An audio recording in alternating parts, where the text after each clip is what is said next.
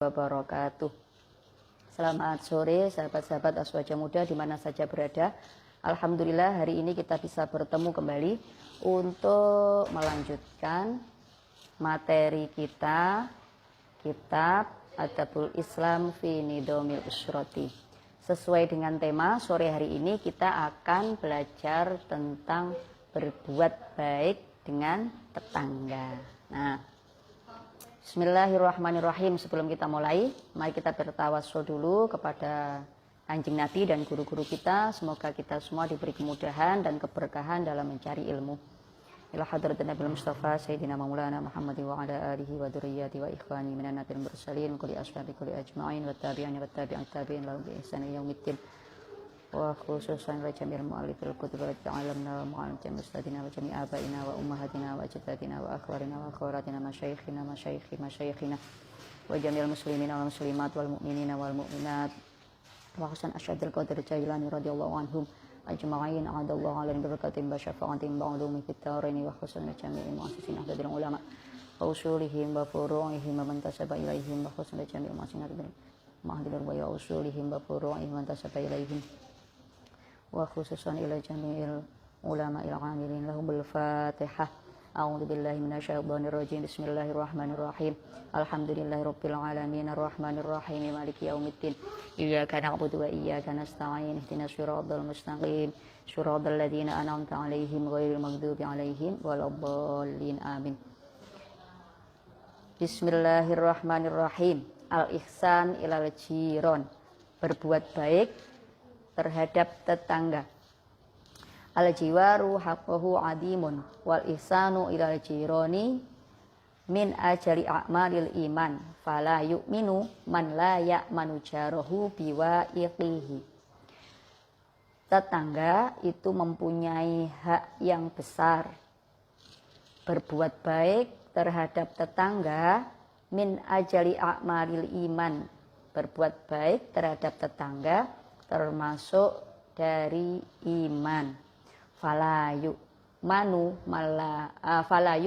mala ya'manu jarahu biwa'iqihi.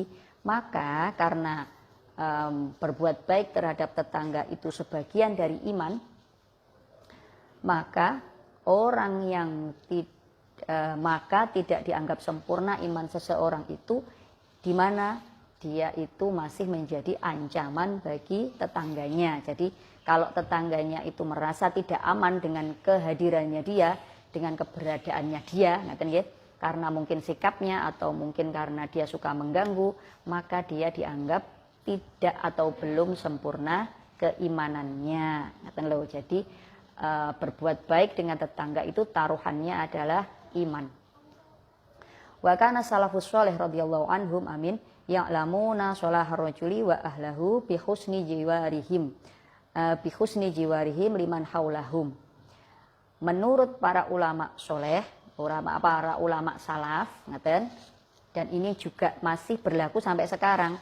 Kalau kita ingin mengetahui tentang baik buruknya seseorang, tentang bagaimana karakter orang tersebut, tentang bagaimana dia kehidupannya, kita ingin tahu dia orang baik atau tidak, kita bisa mengetahuinya dari orang-orang atau tetangganya, dari orang-orang yang tinggal di sekitarnya, dari tetangga-tetangganya. Wa yus'alu 'anir rajuli jironahu, kita bisa bertanya dengan orang-orang yang ada di sekitarnya. Fa in asnau khairon kana dzalika dalilan ala annahu min ahlil khairil muttabi'ina lis-sunani. Kalau tetangganya itu cerita tentang dia itu sesuatu yang baik, itu tandanya, indikasinya, kemungkinan besar dia itu adalah orang yang baik. Dia itu orang yang mematuhi aturan, dia yang sikapnya baik, dia yang karakternya baik. Itu bisa kita lihat, kebaikan seseorang itu salah satu cirinya, kita bisa menilai seseorang itu baik atau tidak. Salah satunya adalah dengan cara bertanya kepada tetangganya. Kalau dia dengan tetangganya baik, maka insya Allah dia orang yang baik. Kalau tetangganya menceritakan dia tidak baik, atau bahkan mungkin tetangganya aja nggak tahu kalau di rumah itu ada orang, oh berarti dia nggak serawung kali tonggone, gitu. Berarti dia hubungan dengan tetangganya kurang baik. Kalau dengan tetangganya saja kurang baik, apalagi dengan orang-orang yang di luar sana, kan ngoten loh. Jadi bisa jadi orang yang baik dengan tetangganya itu dia biasanya orang yang baik. Wa min sa'adatil mar'il muslim al maskanul wasi wal jarus sholeh wal markabul hani. Salah satu keberuntungan seseorang, orang itu bisa dikatakan beruntung kalau dia punya rumah untuk ditinggali, dia punya tetangga yang baik, punya lingkungan yang kondusif misalnya, dia juga punya kendaraan untuk dinaiki. Nah itu termasuk orang-orang yang beruntung. Jadi terkadang rezeki itu tidak hanya berupa materi, gitu. Kita berada di lingkungan yang baik, kita mempunyai tetangga yang baik, itu adalah satu nikmat yang luar biasa. Karena bagaimanapun keluarga atau orang yang terdekat dengan kita sehari-hari itu adalah tetangga. Kalau terjadi apa-apa dengan kita, yang paling duluan menolong harusnya juga tetangga. Bukan saudara kita yang tinggal di jauh atau teman akrab kita yang tinggal di luar kota misalnya, bukan. Tapi tetangga. Bayangkan mawon ya, kalau di situasi yang sekarang ini, pandemi niki misalnya, ada orang yang kena COVID sehingga dia harus isoman di rumah. Nah, siapa yang akan menolong kalau bukan tetangganya, gitu? Dia mau keluar tidak bisa, padahal butuh makan. Nah, yang menolong siapa? Yang pertama pasti juga tetangganya, yang ngirim makanan, kemudian yang ngirim obat-obatan dan lain sebagainya. Itu harusnya kan juga tetangganya. Bagaimana kalau misalnya dia itu nggak baik sama tetangganya? Lihat kondisi dia yang begitu, tetangganya nggak mau nolong, misalnya gitu. Kan itu susah sekali. Maka tadi dikatakan bahwa salah satu keberuntungan adalah mempunyai tetangga dan berada di lingkungan yang baik. Itu merupakan satu nikmat yang luar biasa. Dengan tetangga yang baik, lingkungan yang baik, kita juga bisa merasa aman. Rumah juga terjaga, kita mau pergi kemana-mana percaya bahwa tetangga kita akan ikut menjaga rumah kita dan lain sebagainya. Nah, maka kembali lagi dikatakan bahwa salah satu keberuntungan seseorang itu adalah tinggal di sebuah lingkungan yang baik dan punya tetangga-tetangga yang baik. Wal jarul kafir lahu hakul jiwar. Tetangga yang kafir, yang non muslim, ngerti nggih? Tetangga non muslim itu punya satu hak, yaitu sebagai tetangga. Jadi walaupun dia non muslim harus tetap diperlakukan dengan baik karena dia punya hak sebagai tetangga. Warjarul muslim lahu haqqani. Kalau tetangganya itu muslim, maka dia punya dua hak. Hakul Islam wa hakul jiwar. Yang pertama hak sebagai sesama muslim, yang kedua hak sebagai tetangga. Wal jarul muslim al-qarib. Kalau tetangganya itu Islam, sesama muslim, dan masih ada kerabat, masih saudara, hukukuhu salah satun, maka dia punya tiga hak. Hakul Islam, wa hakul jiwar, wa hakul qorobah. Yang pertama hak sesama muslim, kemudian hak menjadi tetangga, dan hak sebagai kerabat atau saudara. Lalu haknya itu apa saja? Tadi kan dikatakan, kalau non muslim dia punya satu hak, kalau muslim dua hak, kalau muslim dan saudara punya tiga hak. Haknya ini apa saja? Apa yang harus kita penuhi? Wa ilaikum minas sunnatit ta'limatin nabawiyatil muta'alliqati bi huquqil jiwar. Nah, maka bagi kita itu dianjurkan atau bolehlah ya, harus melaksanakan beberapa sunnah-sunnah Nabi yang berkaitan dengan hak-haknya tetangga yang harus kita penuhi. Kenapa kok harus dipenuhi? Karena berbuat baik dengan tetangga itu adalah perintahnya Allah. Nah, niku yang nomor satu. Entah tetangga itu baik pada kita atau tetangga itu tidak baik sama kita, kita tetap harus berbuat baik. Kita harus tetap memperlakukannya dengan baik. Karena apa? Karena perintahnya Allah niku ya.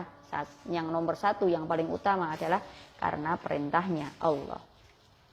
Lalu hak-haknya itu apa saja? Ada di sini musonef memaparkan ada beberapa haknya tetangga yang harus kita penuhi, yang harusnya kita penuhi. Nah, yang pertama, al-wisayatu bil jari. Yang pertama, bersikap baik atau berbuat baik terhadap tetangga, baik itu secara sikap kita atau dengan perkataan kita. Berbuat sesuatu yang tidak menyakiti atau yang mungkin tidak melakukan sesuatu yang tidak disukai oleh tetangga kita. Gambarannya ngeten, sing gampang mawon nggih. Sing gampang mawon yang sering terjadi, misal kita mau bakar sampah. Nah, usahakan bagaimana agar nanti angin itu tidak membawa asapnya ke rumah tetangga. Nah, atau ke arah pemukiman yang lain sehingga nanti mengganggu. Nah, ini harus kita hindari.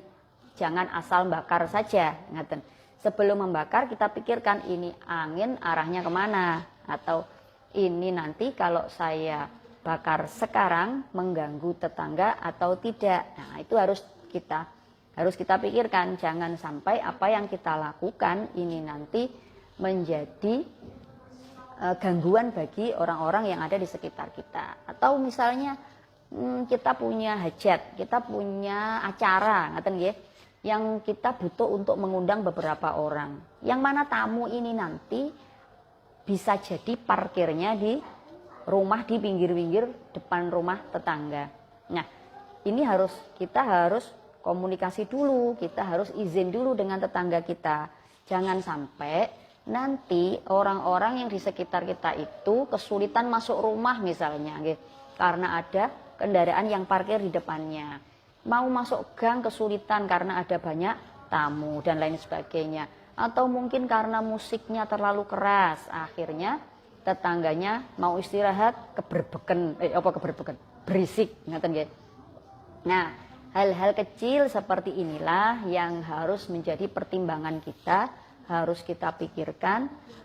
Jangan sampai apa yang kita lakukan ini nanti mengganggu pada orang-orang yang ada yang tinggal di sekitar kita. Harus melakukan komunikasi dan izin terlebih dahulu, sehingga walaupun mungkin nanti rumahnya itu tertutup atau mungkin kita nyetel musik yang banter, itu mereka sudah memberi izin, sudah ikhlas seperti itu. Sampun, itu yang pertama. Kemudian yang kedua, hakul jar, memenuhi haknya tetangga. Nah, ini ada hadis rawiyah bisanadihi ilal Miqdad ibnu Aswad radhiyallahu anhu yaqulu sa'ala Rasulullah sallallahu alaihi wasallam sholli alaihi ashabu aniz zina qalu. Suatu hari Rasulullah ditanya, Kanjeng Nabi, zina itu hukumnya apa? Ngeten nggih. Qalu haramun haramahullahu wa rasulahu. Sebentar. Oke. Faqala sallallahu alaihi wasallam li anna yaznir rajuli bi asyri niswatin aisaru alaihi min ayyazni bi imraati jarihi. Zina itu hukumnya haram, diharamkan oleh Allah dan Rasulnya. Kemudian Nabi berkata, sesungguhnya seandainya kamu berzina, atau seandainya ada seorang laki-laki itu berzina dengan 10 perempuan, itu lebih ringan hukumnya daripada dia berzina dengan istri tetangganya. Kemudian dilanjutkan, wa salahum sallallahu alaihi wasallam anis sariqati qalu haramun haramahallahu azza wa jalla wa rasuluhu. Kemudian ditanya, kalau nyolong, kalau mencuri bagaimana? Mencuri ya haram. Faqala sallallahu alaihi wasallam li anna yashraku min asyrati abyatin aisaru alaihi min ayas ruqa min baiti jarihi. Sesungguhnya kalau orang itu mencuri di 10 rumah, dianggap hukumnya lebih ringan daripada dia mencuri dari rumah tetangganya. Ini merupakan sebuah kiasan atau sebuah gambaran bahwa penting sekali menjaga atau membuat tetangga kita merasa aman, yaitu dengan menjaga, dengan tidak mengganggu istrinya, dan bahkan ada yang mengatakan tidak hanya istrinya tapi juga pembantunya dan anaknya tetangga, anak perempuan dan pembantu perempuan tetangga itu tidak boleh diganggu, tidak boleh, bahkan harus menjaga pandangannya. Bagaimana kita itu membuat tetangga kita merasa aman dengan saling menjaga hartanya, dan menjaga istri-istrinya, menjaga istri dan anaknya, menjaga perempuan-perempuan tetangganya. Jangan sampai kita menyakiti atau mempunyai hubungan di luar batas dengan istri tetangganya. Ngaten lagi, ngaten. Niki nggak boleh sama sekali. Jangankan sampai berhubungan yang jauh, ya. Berarti ngeten niki, jangankan sampai berhubungan yang jauh, kita misalnya ngobrol atau kita chat-chatan WA, ngaten nggih. Nah, ini juga harus ada batasnya. Ngaten, harus ada batasnya. Kita harus menjaga jangan sampai kita ini menjadi ancaman bagi tetangga kita, baik ancaman harta, ngaten nggih. Engko lek omahku tak tinggal, aku lek metu bondoku dicolong tonggoku. Nah niki, jangan sampai kita menjadi orang yang seperti ini, yang ditakuti oleh tetangganya. Jadilah orang yang menjaga, memberi rasa aman terhadap tetangganya. Pun yang ketiga, al-ihda'u ilal jar, memberi hadiah kepada tetangganya. Hadiah nopo? Nggih nopo mawon, ngaten. Nggih nopo mawon, pokoknya apa yang kita punya boleh saja diberikan, ngaten. Boleh saja diberikan. Pun kita punya makanan, ya diberikan makanan. Kita punya apa, diberikan. Kalau memang kita bisa memberikan. Kita masak, jangan cuma baunya saja yang ke tetangga, ngaten nggih. Jangan hanya baunya saja yang sampai ke tetangga.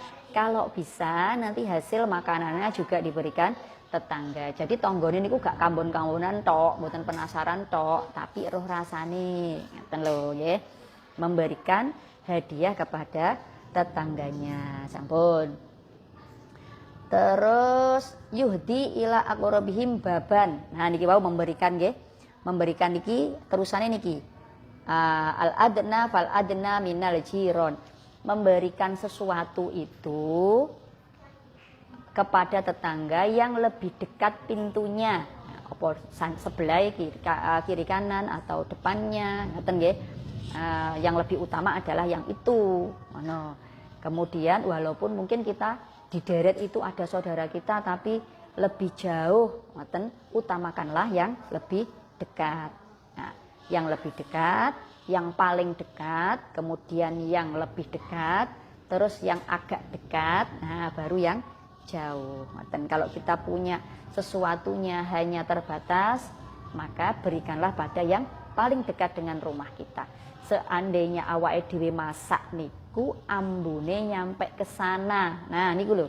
Niku yang harus kita dahulukan daripada yang lain. Kadang-kadang awake dhewe niku kelingan karo kanca-kanca sing adoh, tapi kalih tanggane dhewe lali. Ngoten nggih.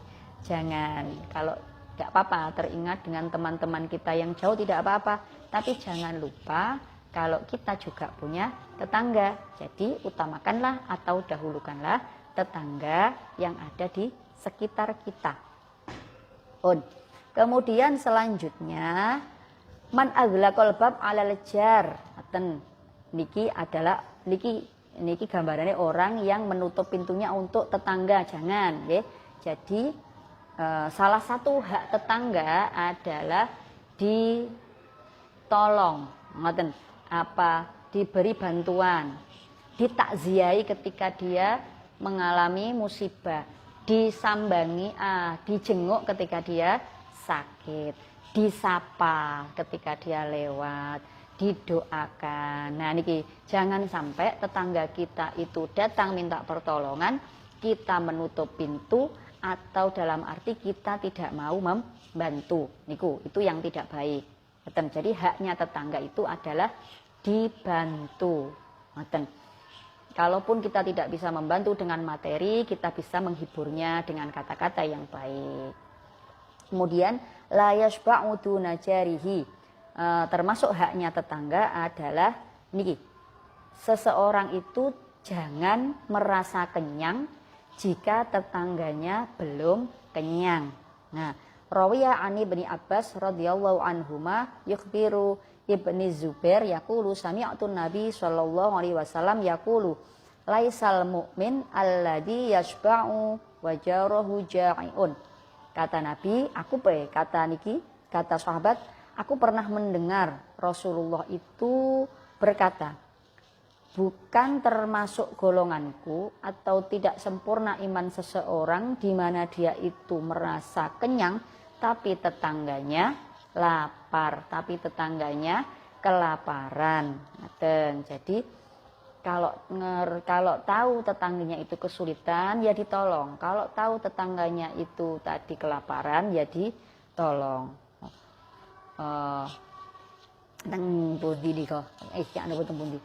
Jangan sampai kita itu contohnya ngeten. Haji bolak-balik tapi tonggone tuku beras gak iso. Lah niki sing mboten sae gitu.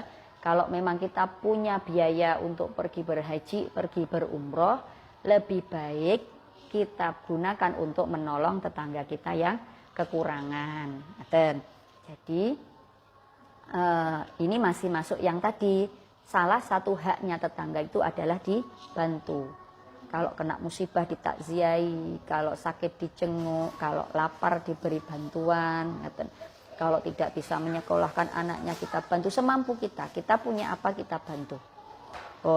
Kemudian yuksiru ma'al maroqi fayaqsimu fil jiron. Nah niki contohnya sing wau, memperbanyak kuahnya sayur kemudian membagi-bagikannya kepada para tetangga. Nika wau gitu. Lek masak diakei duduhe, kuahnya dibanyakin. Buat apa? Buat dibagi-bagi kepada tetangga. Apalagi di zaman sekarang tetangga itu rumahnya dekat-dekat, rumahnya mepet-mepet, sehingga kalau masak dapurnya sini sama dapurnya tetangganya mepet. Kalau masak baunya pasti sampai ke tetangga kita. Nah ini yang baik, nanti dikirimi biar dia juga merasakan, tidak hanya dikirimi baunya saja, tetapi juga bisa merasakan masakan kita. Kalau nggak mau dikirimi diundang aja, ayo mbak makan sini.